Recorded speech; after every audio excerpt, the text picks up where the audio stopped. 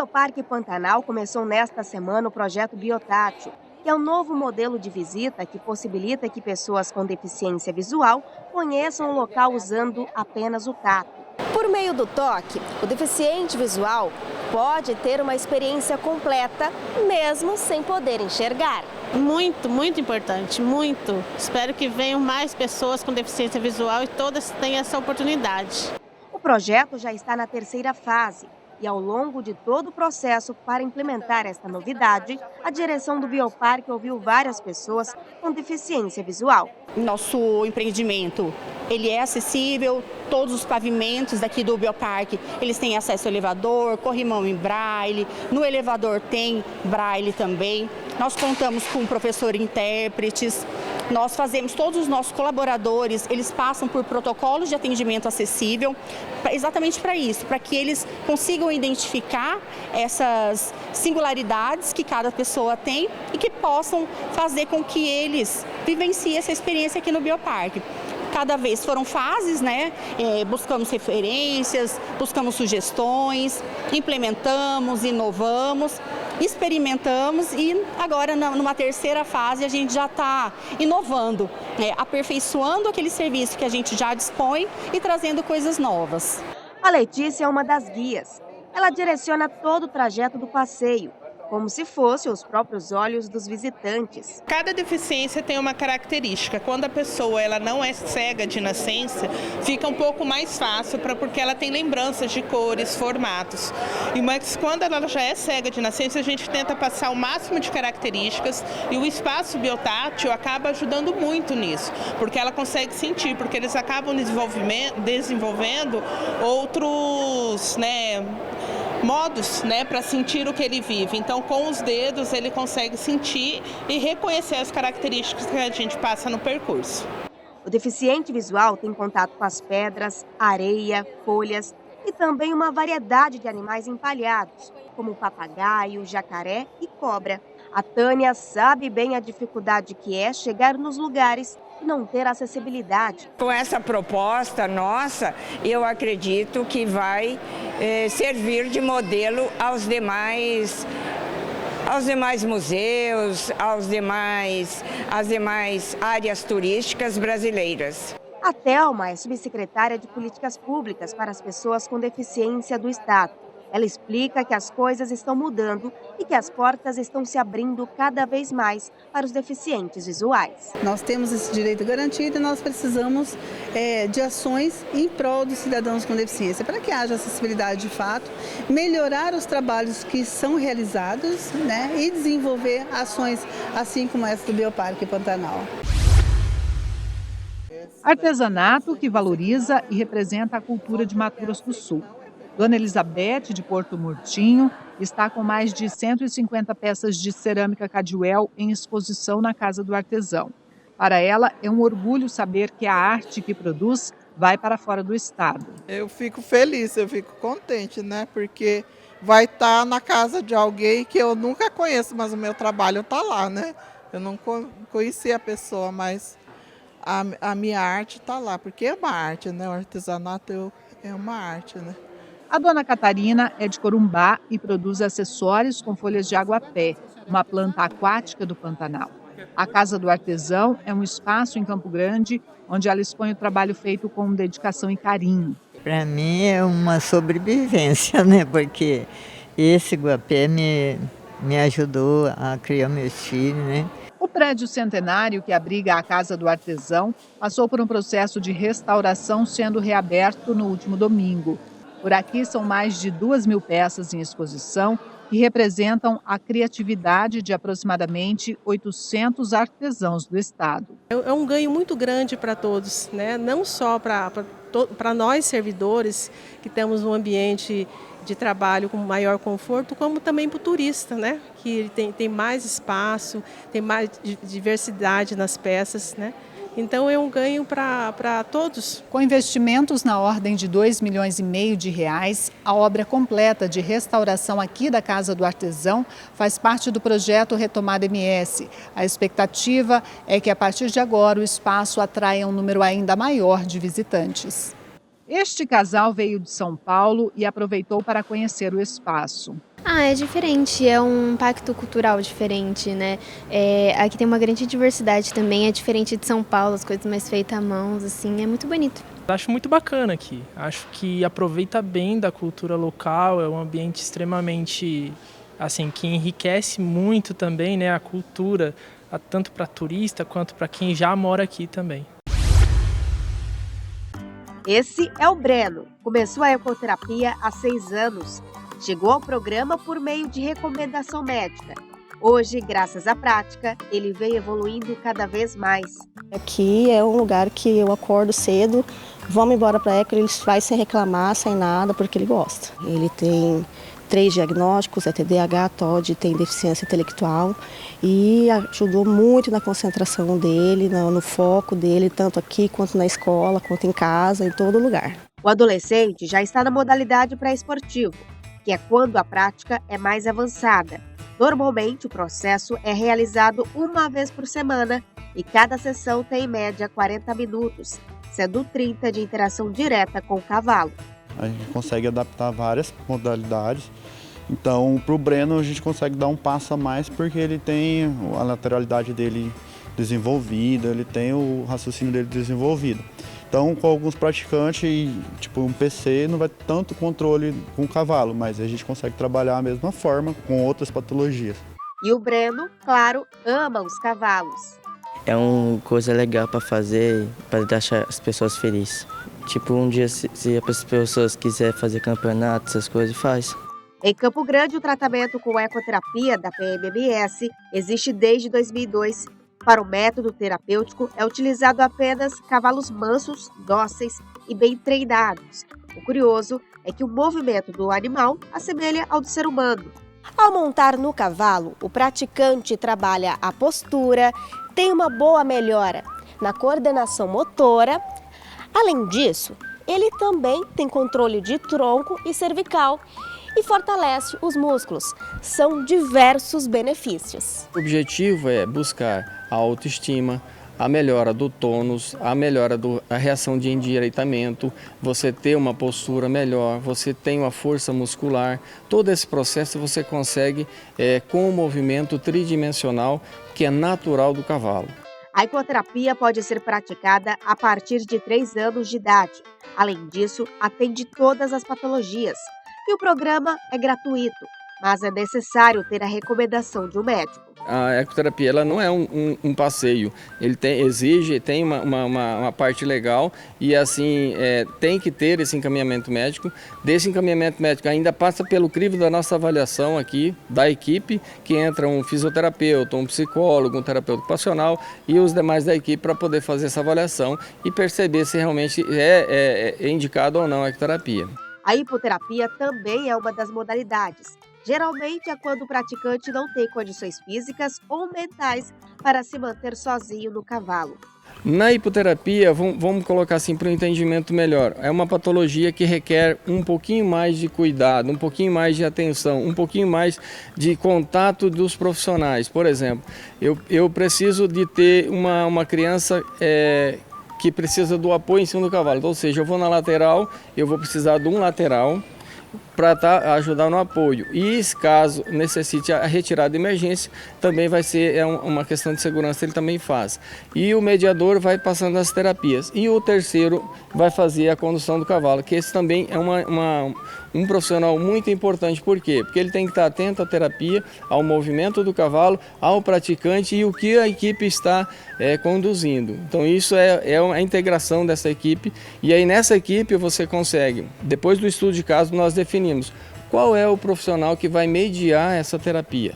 Se no estudo de caso que foi feito, entendeu que vai começar com um fisioterapeuta, por quê? Porque ele precisa ter uma força muscular, ele precisa ter um ganho de equilíbrio, então a gente vai colocar um fisioterapeuta como mediador, aí ele vai buscar esse foco. Mas se a gente voltar para o lado do autista, a gente vai buscar o quê? Um psicólogo. Um psicólogo por quê? Porque ele vai ter mais, o foco dele vai ser mais para essa área e não interferindo que os outros profissionais vão estar junto, dando apoio e também ajudando em algumas questões. Nós trabalhamos com ele controle de tronco, a parte da motricidade fina, alongamento. Eduardo está aqui desde 2017.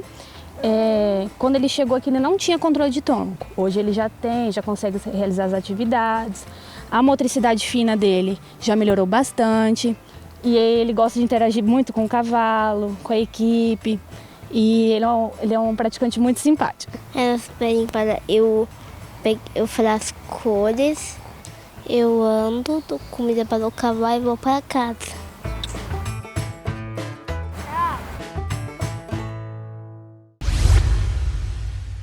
A água é um recurso natural fundamental para a sobrevivência do ser humano. Ela ajuda a hidratar, é responsável por manter a umidade do ar, gera energia, entre outras finalidades. As estações de tratamento limpam a água antes de ser distribuída à população para o seu consumo. Chegando aqui, a gente faz o tratamento dela, porque a água, por mais transparente ou menos turva, vamos dizer assim que seja, ela possui partículas que a gente precisa retirar para ela se tornar potável ao consumo humano. Então, a gente começa dosando os produtos químicos. Então, a primeira etapa, a gente dosa um produto químico, ao qual ele tem a propriedade de puxar e juntar essas partículas existentes na água. Após isso, ele vai para o processo de floculação, onde existem pás que giram devagar para que esse produto entre em contato com a água e faça esse processo de juntar e formar flóculos. Formando os flóculos, a gente vai para a etapa de decantação, onde esses flóculos eles vão bem devagarzinho andando junto com a água e eles possuem um peso, então eles têm a capacidade de sedimentar até o fundo do tanque de decantação. Após isso, a gente passa pelo filtro, qual vocês vão ver a imagem, onde as últimas partículas fininhas ficam retidas e a gente retira também o gosto e o odor da água. Depois, vai para o tanque, onde a gente faz a desinfecção com a dosagem do cloro e faz a fluoretação para garantir a qualidade contra a cárie dental na população.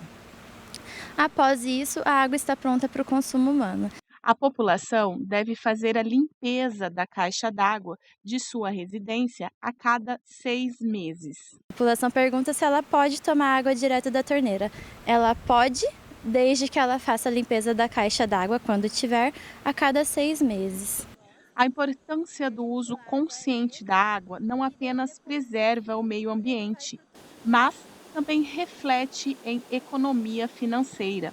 O consumidor deve ficar atento a possíveis vazamentos de água.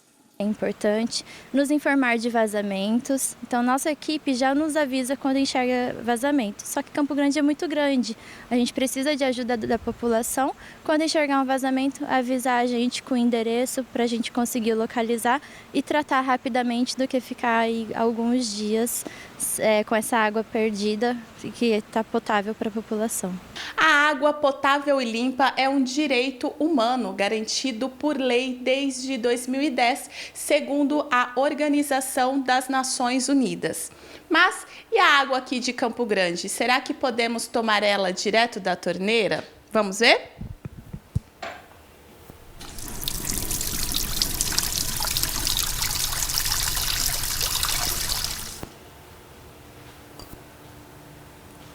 É claro que sim. Servidos? Mato Grosso do Sul é o segundo estado em número de população indígena do Brasil. Boa parte, cerca de 20 mil indígenas, moram na reserva de Dourados, maior cidade do interior. Mas não é só.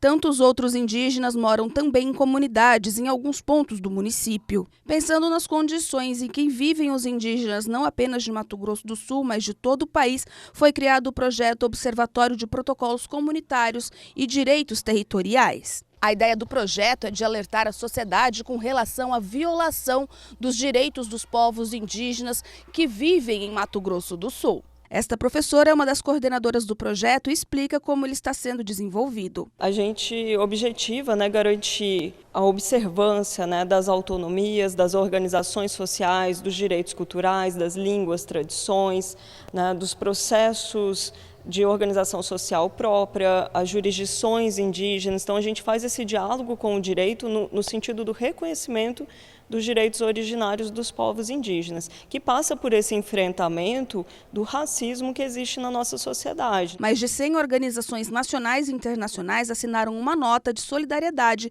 e defesa aos povos Guarani e Kaiowá. Ela foi assinada também por mais de 100 entidades de defesa dos direitos humanos no Brasil. A exemplo da Comissão Dom Evaristo Arnes, da Associação Brasileira de Antropologia, da ABA, da Associação Juízes para a Democracia, a AJD, e muitos outros grupos de pesquisa, clínicas de direitos humanos de outras universidades. A Polícia Militar Ambiental de Rio Negro decidiu realizar fiscalização em uma mineradora de areia após receber denúncias alertando sobre vazamentos de óleo que estariam acontecendo no rio Aquidauana, no município de Corguinho, por causa de motores de dragas.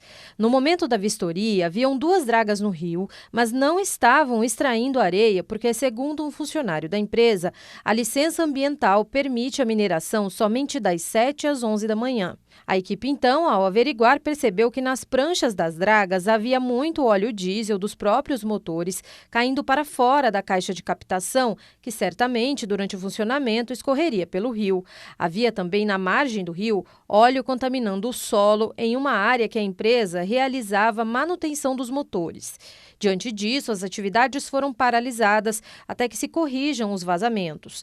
A proprietária da mineradora, de 58 anos, moradora em Rochedo, foi autuada administrativamente e multada em R$ 5.500 por descumprimento da licença ambiental. Ela também poderá responder por crime ambiental, que tem uma pena de 1 a 6 meses de detenção. A Defensoria Pública de Mato Grosso do Sul, por meio do Núcleo de Atendimento e Defesa à Mulher, realizou uma pesquisa inédita para analisar o perfil e a trajetória das mulheres encarceradas. Nós identificamos várias situações em que há necessidade de uma melhoria por parte do Estado para essa população. São situações que envolvem desde a educação dessas mulheres, a parte da saúde, a parte de reaproximação dos laços familiares que acabam sendo rompidos por conta da permanência no cárcere. É um olhar sobre a perspectiva de gênero para que a gente possa compreender quais são as necessidades dessas mulheres enquanto custodiadas em nosso estado. O estudo foi realizado de maio a setembro de 2022 no estabelecimento penal feminino Irmã Irma Zorzi. Das 314 mulheres encarceradas, 230 responderam ao questionário com mais de 100 questões. A pesquisa apontou que a maioria dessas mulheres são jovens entre 18 e 29 anos, mais de 70% são negras e mais da metade possuem ensino fundamental incompleto. Mais de 90% delas têm filhos e são filhos crianças, com menos de 12 anos. São mulheres que até estavam trabalhando antes da prisão, mas que estavam trabalhando principalmente em trabalhos que não têm registro de carteira. Então, apareceu muito as profissões como faxineira, diarista, babá, manicure, São mulheres que são presas principalmente em razão de crimes relacionados a drogas, E são mulheres que, na maioria das vezes, cometeram um delito em razão da necessidade econômica, E não em razão de um envolvimento amoroso, que é o que até então há pouco se pensava, que é também um estereótipo, de gênero, não é por esse motivo. Dados do Departamento Penitenciário Nacional apontam que o número de mulheres encarceradas no Brasil, que no início do ano 2000 era de 6.000, passou para 30.000 mulheres. A ideia da pesquisa é justamente trazer dados para que a gente consiga posteriormente produzir políticas públicas e serviços mais específicos para essas mulheres, mostrar essa necessidade. Eu preciso pensar em direitos sexuais e reprodutivos, eu preciso pensar em como ter uma política para que eu consiga manter os vínculos dessas mães com seus filhos, né? Afinal, elas só estão privadas de liberdade, não da maternidade. Então, a ideia da pesquisa é essa, produzir dados para que agora a gente consiga aprofundar e, junto com o Estado, né, e até no sentido de cobrança também, ou de construção em conjunto, trazer novas políticas nesse sentido.